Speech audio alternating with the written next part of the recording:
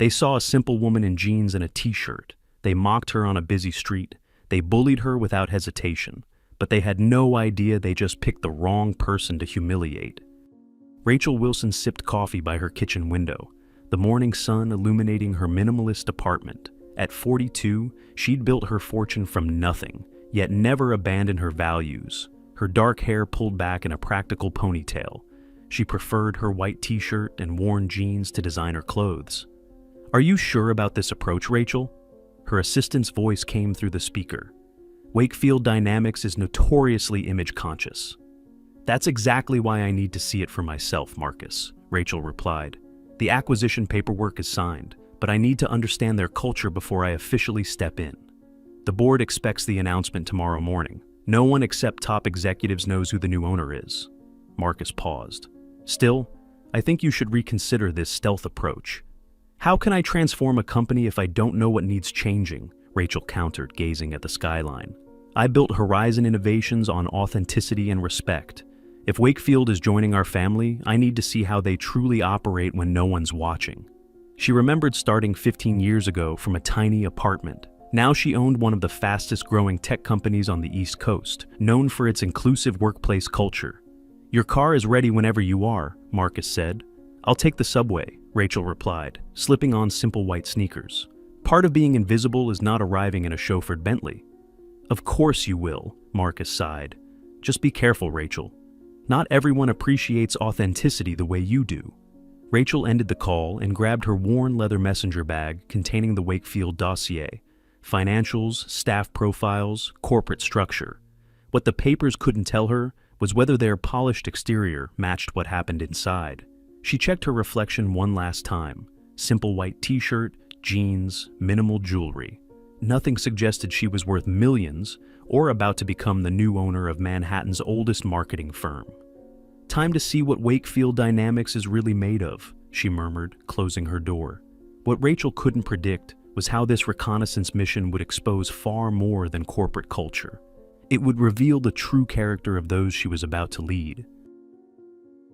The Wakefield Dynamics building rose like a monument in downtown Manhattan. Rachel paused on the busy sidewalk, observing professionals rushing in and out of the revolving doors. The midday sun reflected off glass and steel, while taxi horns punctuated the urban symphony around her. As she approached, a group emerged from the main entrance, their laughter carrying across the plaza.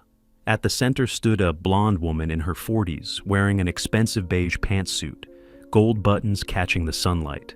Flanking her were four others, two women in cream and white blazers, and two men in tailored suits, all sharing some private joke. Rachel recognized the blonde woman from her research, Christine Hartwell, Wakefield's Director of Client Relations. The company profile described her as driven and results-oriented, but missed the predatory gleam in her eyes. "Jeffrey, you can't be serious," Christine's voice carried over the street noise. "That account is practically guaranteed." "Nothing's guaranteed until the contract's signed," the man replied, adjusting his tie. "But I'd say we're 99% there." Rachel watched their dynamics, the way they clustered like an exclusive club, pedestrians instinctively moving aside for them. Her pen rolled off her lap, stopping near Christine's designer heel. "Excuse me," Rachel said, approaching. "My pen—" Christine looked down, her gaze traveling from Rachel's dark ponytail to her simple white t-shirt and jeans. Her mouth twitched downward. "Here's your pen," she said, nudging it with her toe as if touching it might contaminate her. "Thank you," Rachel said, bending to retrieve it. One of the men chuckled. "Did you get lost on your way to the coffee shop? Staff entrance is around the back." Rachel kept her expression neutral. "I'm not staff, just had some business nearby." "Business? At Wakefield?" Christine's arched eyebrow conveyed volumes of disbelief. "In the area," Rachel clarified. The woman in the cream blazer leaned toward Christine. "Maybe she's one of those startup people from the incubator. You know, the ones who think hoodies and jeans are appropriate business attire." They all laughed, not genuine laughter, but the sharp sound of exclusion. "Well, whatever business brings you here," Christine said, making air quotes, "you might want to consider an upgrade." She gestured at Rachel's outfit. "This is a professional district, sweetie. First impressions matter." "They certainly do," Rachel agreed quietly. Something in her tone made Christine pause, but she recovered with a practiced smile. "We have a lunch reservation at Elysian, some important clients to entertain." The emphasis on important was unmistakable. "Best of luck with your business?" As they turned to leave, one man deliberately bumped Rachel's shoulder. "Sorry," he said, not sounding sorry. "Didn't see you there." "No problem." "God, can you believe what they're letting into the financial district these days?" he said loudly. "Next thing you know, we'll have food trucks and street performers." Christine laughed. "Well, that's what security is for, isn't it? To keep out the undesirables." As they walked away, Rachel remained composed. She discreetly photographed the group, then texted Marcus. "Conducted first cultural assessment. Very illuminating. We have work to do." Looking up at Wakefield headquarters, Rachel thought about tomorrow, when those gleaming windows would belong to her, and the responsibility for changing what thrived behind them. "First impressions do matter, Christine," she murmured, "and you've certainly made yours." Evening light bathed Rachel's apartment as she stood on her balcony, the city lights beginning to twinkle below. Her mind kept returning to the confrontation outside Wakefield Dynamics. The doorbell rang. Marcus entered, tablet in hand and concern etched on his face. "You know, when most CEOs acquire a company for $300 million, they celebrate," he said, following her inside. "They don't get bullied on the sidewalk as part of their due diligence." Rachel smiled faintly. "How long have you worked with me, Marcus?" 7 years, 3 months, and I believe 12 days. "And in that time, have I ever done things the expected way?" Marcus sighed, placing his tablet on the counter. "No, but getting verbally assaulted wasn't on today's agenda either." He pulled up the photos Rachel had sent. "I ran background checks on all of them. Christine Hartwell has been with Wakefield for 11 years. 3 discrimination complaints filed against her, all quietly settled. And swept under the rug, I imagine. The previous management was selective about what problems they acknowledged," Marcus confirmed. "The others in your photos are Jeffrey Klein, VP of Client Acquisition, Danielle Moore and Sophia Winters from the executive team, and Andrew Phillips, Senior Account Manager. All long-term employees, all part of the inner circle." Rachel examined papers spread across her dining table. Organizational charts, performance reports, company policies. She picked up a file labeled Corporate Culture. "The irony," she said, "is that their HR materials talk about inclusivity and respect for all.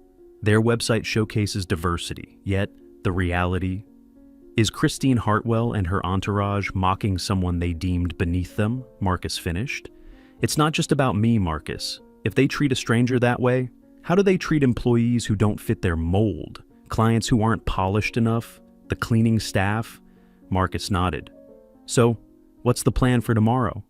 Rachel pulled out her phone and showed Marcus a video, security footage from the plaza where the encounter had taken place. "How did you get that?" he asked, eyebrows raised. "I called in a favor from the building's security chief. We worked on a charity project together last year." She paused the video on Christine's group, clearly mocking her. "I want this ready to display during tomorrow's meeting." She walked to her closet and pulled out a garment bag. "This company has potential, Marcus. Their creative work is excellent. Their client list is impressive, but their culture is rotten at the core, and that starts with leadership. And tomorrow, you're going to address that." "Tomorrow," Rachel replied, laying out a perfectly tailored white suit. "I'm going to give Christine Hartwell and her friends a lesson in first impressions." She picked up Christine's personnel file, studying the woman's perfectly composed corporate headshot. "I want to see their faces when they realize who they were mocking on the street." "And after the reveal?"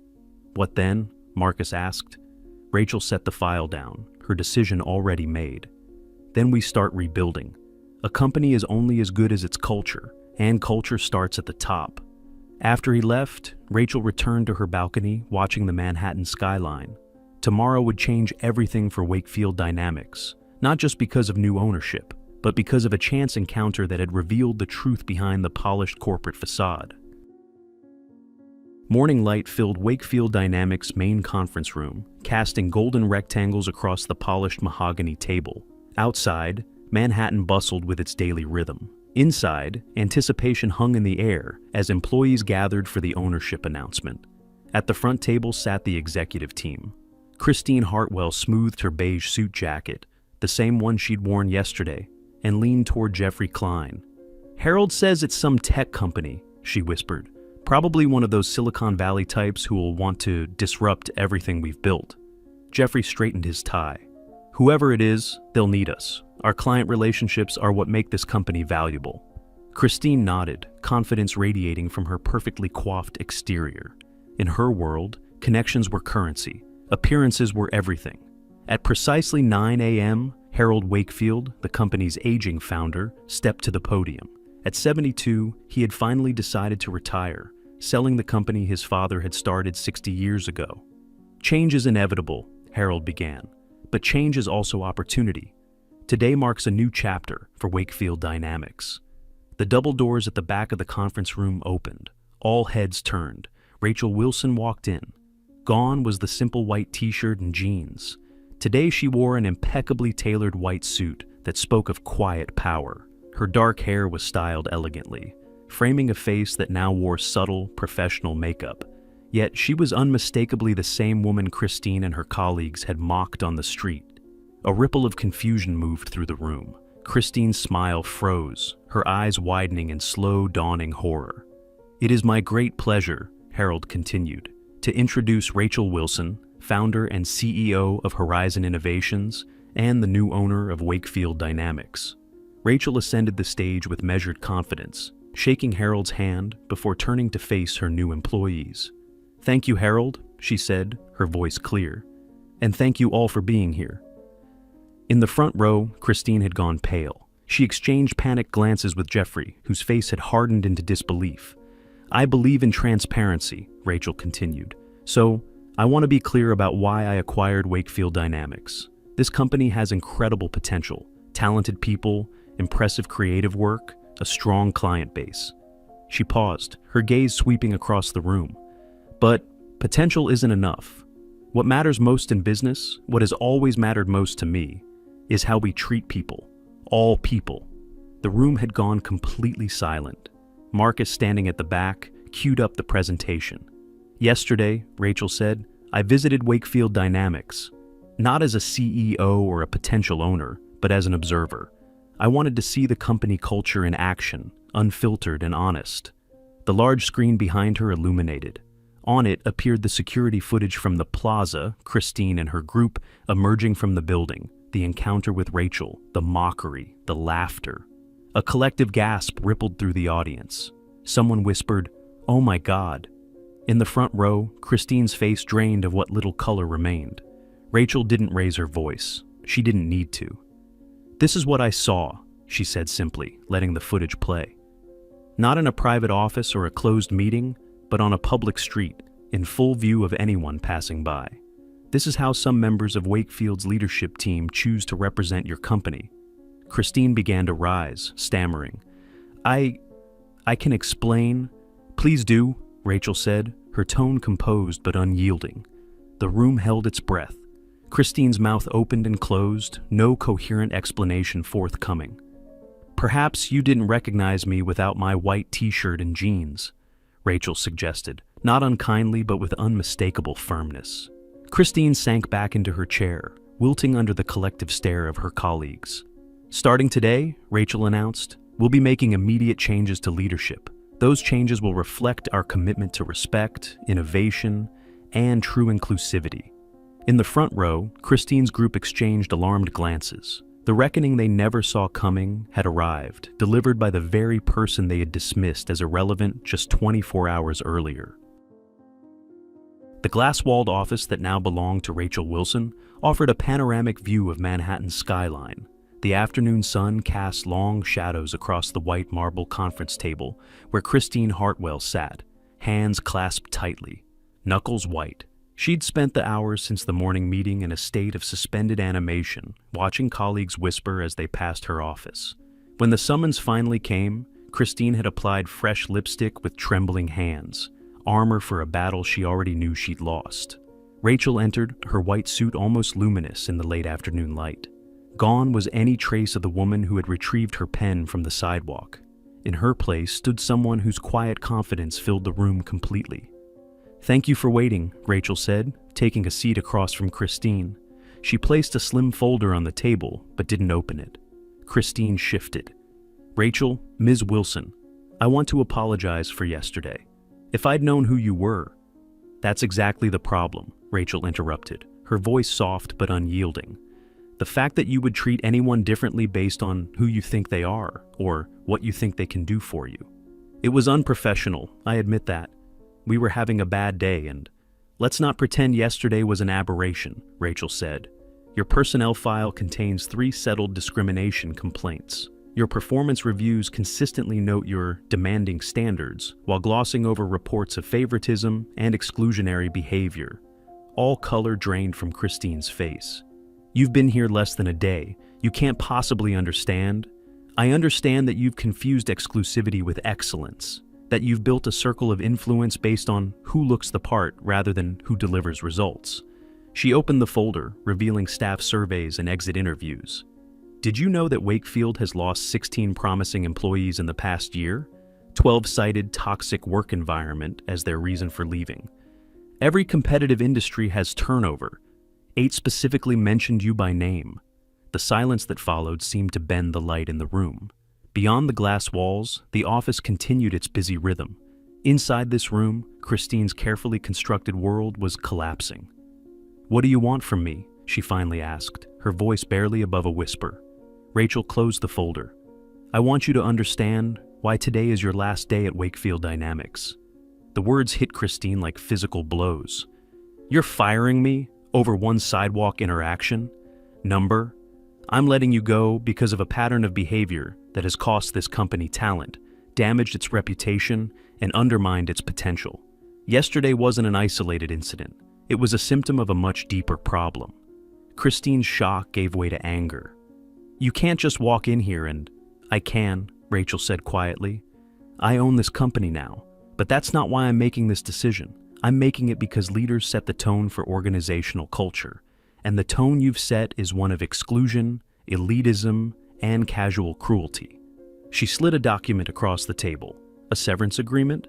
You'll receive 6 months' salary and benefits. In return, you'll agree to a non-disparagement clause and completion of an executive coaching program if you wish to receive a reference." "This is ridiculous. The clients trust me." "The Elysian Group called this morning," Rachel interrupted. "After seeing footage of your behavior on social media, it seems someone in the plaza recorded your interaction with me. The Elysian Group, along with 2 other clients, have expressed concerns about whether their brands should be associated with that kind of corporate culture." The fight drained from Christine. She slumped slightly, reality finally landing with full force. "You planned this," she whispered. "You set me up." Rachel shook her head. "I didn't plan to be mocked on a public street. I didn't plan to witness Wakefield's leadership treating someone they deemed unimportant with contempt. You did that all on your own." She leaned forward, her voice softening for the first time. "Here's what I did plan, Christine. I plan to transform this company into a place where talent is recognized regardless of packaging, where people are valued for their contributions, not their connections." The intercom buzzed. Marcus's voice came through. "The Pearson team is assembled in conference room B. Security will accompany you to collect your personal items," Rachel said, standing. "The severance agreement needs to be signed by Friday if you choose to accept it." As Christine reached the door, she paused. "Why are you really doing this? Is it revenge?" "Neither. It's about accountability, Christine, but it's also about legacy. Years from now, when someone asks what changed at Wakefield Dynamics, I want them to hear about the day we decided that how we treat people matters more than what they can do for us." Security arrived, a respectful but firm presence at Christine's elbow. As they led her away, Rachel watched through the glass walls as whispers followed Christine's final walk through the office she had once ruled with such confident disdain.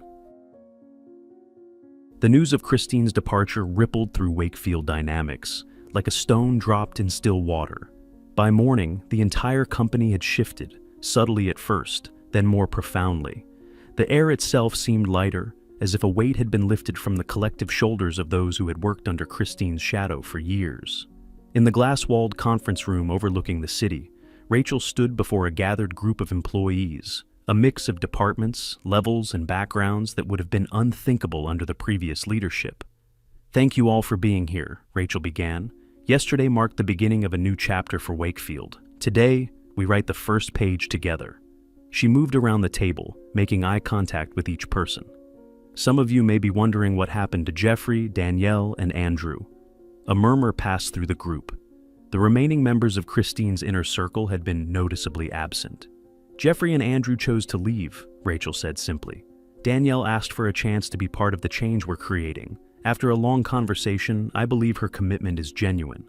At the back of the room, a young woman in a wheelchair, Emily Chen from the design team, raised her hand.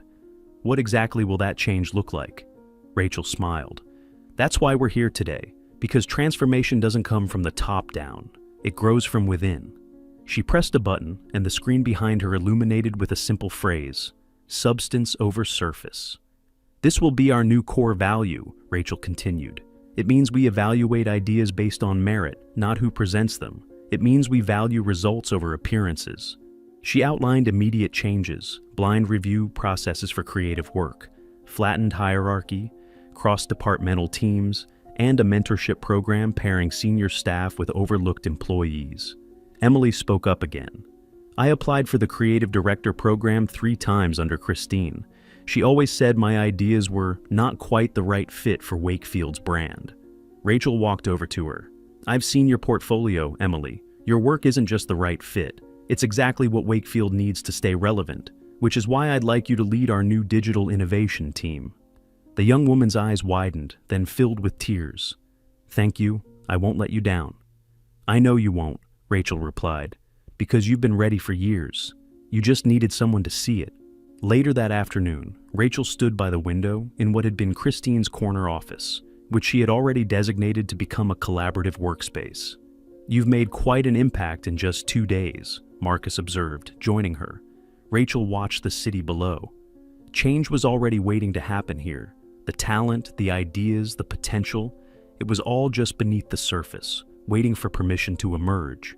She picked up a stack of portfolios from employees whose careers had stagnated under the previous leadership. "Tomorrow we announce Wakefield's new direction to our clients and the industry," Rachel said. "Some will embrace it, others might leave." "Are you worried?" Marcus asked. Rachel shook her head. "The clients who valued Christine's exclusivity over actual results aren't the clients who will help us build something meaningful." As the sun began to set over Manhattan, Rachel thought about Christine and her group laughing on that sidewalk. They had seen a woman in a simple white t-shirt and jeans and assumed they knew her story, her worth, her place in the world. What they couldn't see was the journey that had brought her there, the barriers she had broken, the determination that had forged her success. They couldn't see beyond the surface to the substance beneath. "Sometimes," Rachel said softly, "the wrong person to pick on is exactly the right person to lead the way forward." 1 month later, at a rooftop reception, Rachel watched the transformed Wakefield team interacting with clients. Emily Chen confidently presented her innovations to investors who listened with genuine interest. The company's culture had shifted from exclusivity to authenticity. Harold Wakefield raised his glass. "To Rachel Wilson, who taught us that true leadership isn't about looking the part, but seeing beyond appearances to recognize value where others see only packaging." As the sun set over Manhattan, Rachel remembered that moment on the sidewalk. The irony wasn't lost on her. Christine's greatest mistake wasn't mocking a stranger, but failing to see the power that resided beneath a simple white t-shirt. Rachel's story reminds us of a truth we often forget. Appearances rarely tell the whole story of who someone is or what they're capable of. In a world that rushes to judgment, we're invited to look deeper, to see beyond the surface to the substance that truly defines a person's worth. If this story resonated with you, share your thoughts in the comments. Subscribe for more stories that challenge us to recognize that the person you underestimate today might be the visionary who transforms your tomorrow.